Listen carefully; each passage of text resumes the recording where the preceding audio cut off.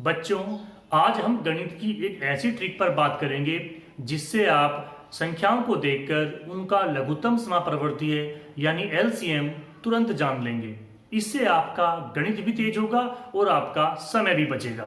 तो आइए मेरे साथ और हम देखते हैं कि यह ट्रिक कैसे काम करती है। जैसे कि हमारा ये पहला सवाल है 4, 8 और 16। इनका हमें एलसीएम निकालना है। तो हम देखेंगे कि इनमें बड़ी संख्या क्या है, 16 है।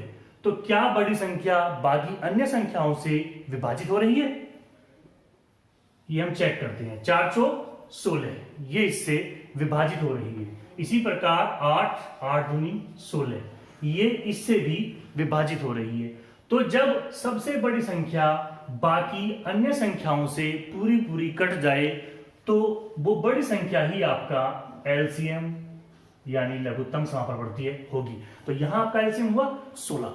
इसी प्रकार हम एक और सवाल लेते हैं। 10, 15 और 20, इन तीनों का हमें एलसीएम निकालना है। इसमें भी हम वही तरीका देखते हैं कि सबसे बड़ी संख्या क्या है हमारी, 20। तो क्या ये अन्य संख्याओं से विभाजित हो रही है? 10 दूनी 20, ये इससे कट रही है। 15 कम 15, 15 दूनी 30, ये इससे नहीं कट रही है। तो हम क्या करेंगे, इस बड़ी संख्या को दुगनी कर देंगे और फिर से चेक करेंगे। 20 दूनी 40, क्या 40 15 से कट रही है? नहीं कट रही है। 15 दूनी 30, 15 45। अगर नहीं कट रही है तो इसको हम तिगुनी करते हैं। इस बार 20 किया 60। अब फिर चेक करते हैं 15 से। 15 चौका 60। अब ये इससे विभाजित हो रही है। तो इस प्रकार से आपका जो एलसीएम है वो होगा 60। तो है ना बढ़िया ट्रिक। इसी प्रकार हम एक और सवाल लेते हैं जल्दी से। जैसे कि हमारे पास ये दो संख्याएं हैं 3 और 5, इनका हमें एलसीएम निकालना है। तो हम ध्यान से देखेंगे कि ये दोनों संख्याएं अभाज्य संख्याएं यानी प्राइम नंबर्स हैं। तो जब भी प्राइम नंबर्स का आपको एलसीएम निकालना हो तो कुछ नहीं सोचना, बस दोनों की गुना कर दीजिए और जो उत्तर आएगा वही आपका एलसीएम होगा। 3 पंजे 15, तो यहां आपका एलसीएम क्या हुआ, 15।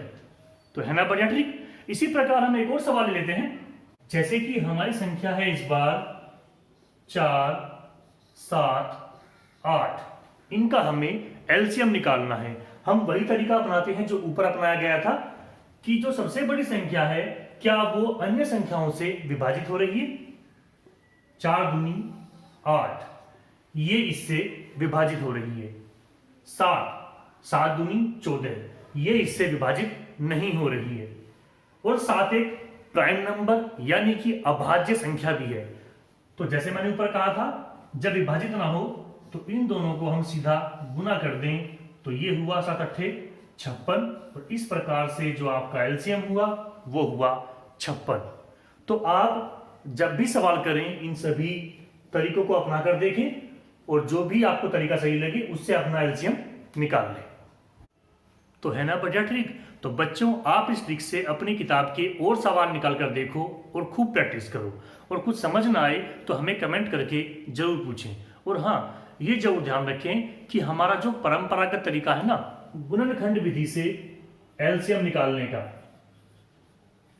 उसको हमें नहीं भूलना है। क्योंकि बड़ी संख्या होंगी तो आपके यही तरीका काम आएगा। धन्यवाद।